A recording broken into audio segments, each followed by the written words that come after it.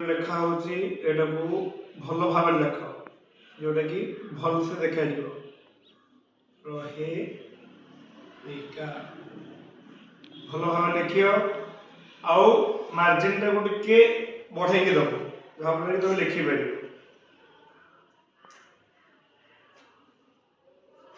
ଭଲ ଅଛି। ଯଦି ଅଲଗା ପେନ୍ ବ୍ୟବହାର କରିପାରିବ ଭଲ, କିନ୍ତୁ ଯଦି ପ୍ରଶ୍ନ ଲେଖୁଛ ତାହେଲେ ଅଲଗା ପେନ୍ର ବ୍ୟବହାର କରିପାରିବ। ହଁ, ବ୍ଲାକ୍ ରେଡ୍ ପେନ୍କୁ ଛାଡ଼ିକି ଯେମିତି ଏମିତି କରିକି ଲେଖିପାରିବ, କିଛି ଅସୁବିଧା ନାହିଁ। ଆଉ କିଛି ଟିକେ ଛଡ଼ି ଛଡ଼ି ଲେଖିବ, ତଥାପି ଠିକ୍ ଅଛି, କିଛି ଅସୁବିଧା ନାହିଁ।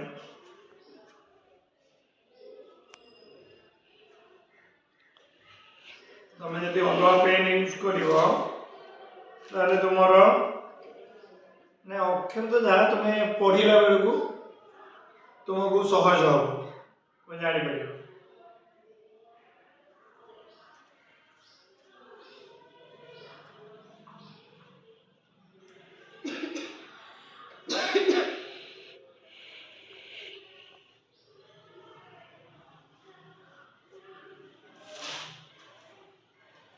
ଦଶମ ଅନୁଚ୍ଛେଦ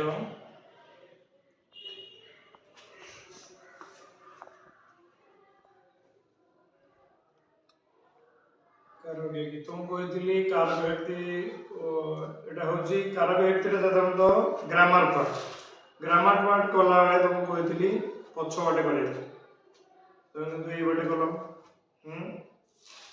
ଏଗୁଡ଼ାକ ଯୋଉ ଡାକିଥିଲି ଏଗୁଡ଼ାକୁ ଘୋଷି ଚାଲ, ବୁଝିପାରୁଛ ନା ନାହିଁ? ନ ଘୋଷିଲେ ହବନି, ବୁଝିପାରୁଛ ନା ନାହିଁ?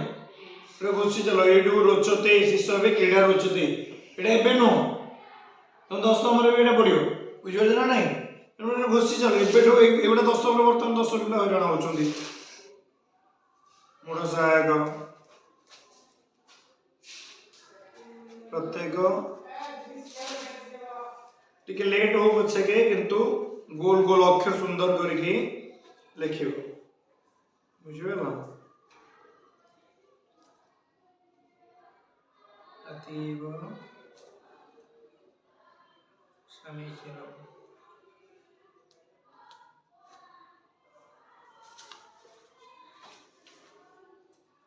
ତାପରେ ରେଗାର ବର୍ଷା। ବଢ଼ିଆ ଅଛି, ବର୍ଷାଙ୍କର ଅକ୍ଷର ଭଲ ଅଛି, କିଛି ଅସୁବିଧା ନାହିଁ। ଏଠି ମାର୍ଜିନ୍ ଛାଡ଼ା ହେଇନି, ତେଣୁକରି ମାର୍ଜିନ୍ଟା ହେଉଛି ମୁଖ୍ୟ ଜିନିଷ, ବୁଝିପାରୁଛ ନା ନାହିଁ?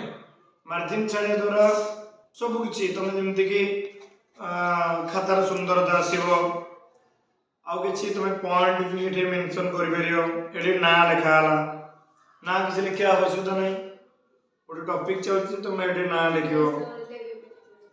ନା କିଛି ଫୁଲ କରିବାର କିଛି ଆବଶ୍ୟକତା ନାହିଁ, ବୁଝିପାରିଲ? ବହୁତ ସୁନ୍ଦର ଅକ୍ଷର ଅଛି, ସୁନ୍ଦର। ଆଉ କିଛି ଲେଖା ହେଇନି।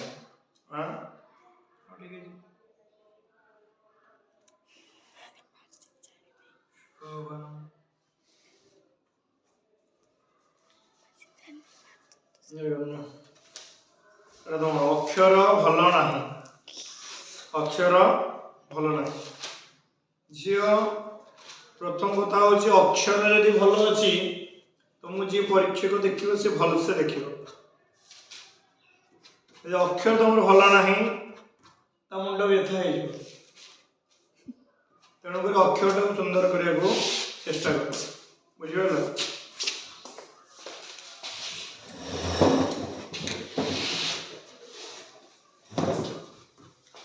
ତମେ କୋଉଟା ପ୍ରଶ୍ନ କୋଉଟା ଉତ୍ତର ବର୍ତ୍ତମାନ ସୁଦ୍ଧା ଏଇଟା ଲିଲି